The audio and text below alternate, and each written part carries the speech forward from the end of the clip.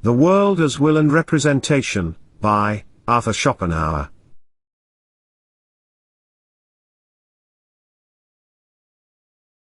What keeps all living things busy and in motion, is the striving to exist.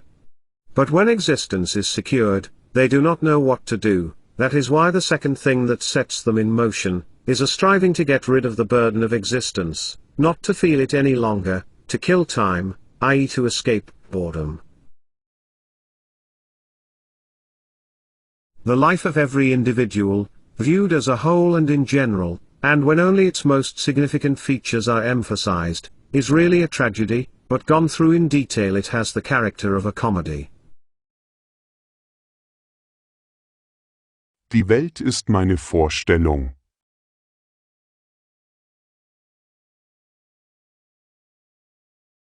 And to this world, to this scene of tormented and agonized beings, who only continue to exist by devouring each other, in which, therefore, every ravenous beast is the living grave of thousands of others, and its self-maintenance is a chain of painful deaths, and in which the capacity for feeling pain increases with knowledge, and therefore reaches its highest degree in man, a degree which is the higher the more intelligent the man is. To this world it has been sought to apply the system of optimism, and demonstrate to us that it is the best of all possible worlds. The absurdity is glaring. Optimism is not only a false but also a pernicious doctrine, for it presents life as a desirable state, and man's happiness as its aim and object. Starting from this, everyone then believes he has the most legitimate claim to happiness and enjoyment. If, as usually happens, these do not fall to his lot, he believes that he suffers an injustice, in fact that he misses the whole point of his existence. All striving comes from lack, from a dissatisfaction with one's condition, and is thus suffering as long as it is not satisfied, but no satisfaction is lasting. Instead, it is only the beginning of a new striving.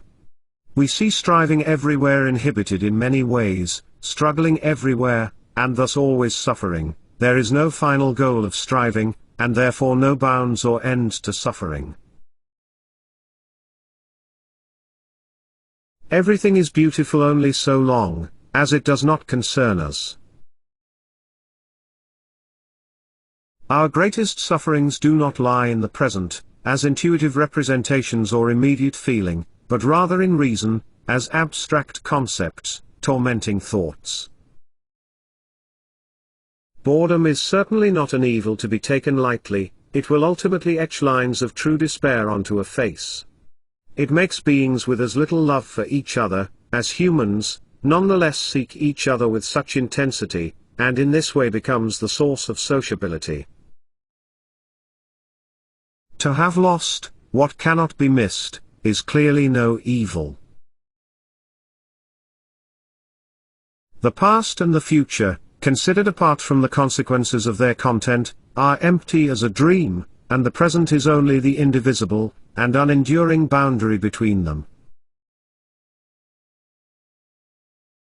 The effect of music is so very much more powerful and penetrating than is that of the other arts, for these others speak only of the shadow, but music of the essence.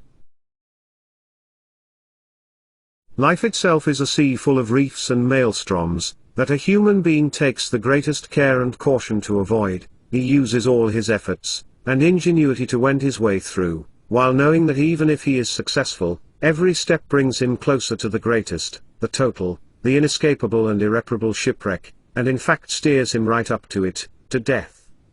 This is the final goal of the miserable journey, and worse for him, that all the reefs he managed to avoid.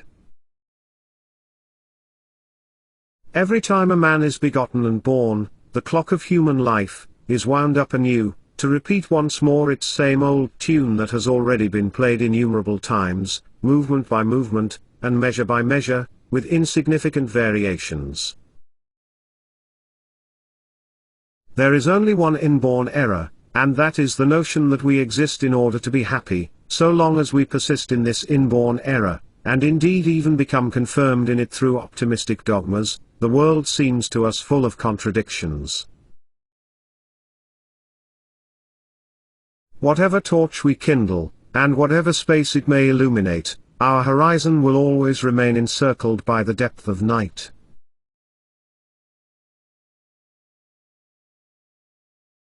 Out of any piece of wood, a god may be carved.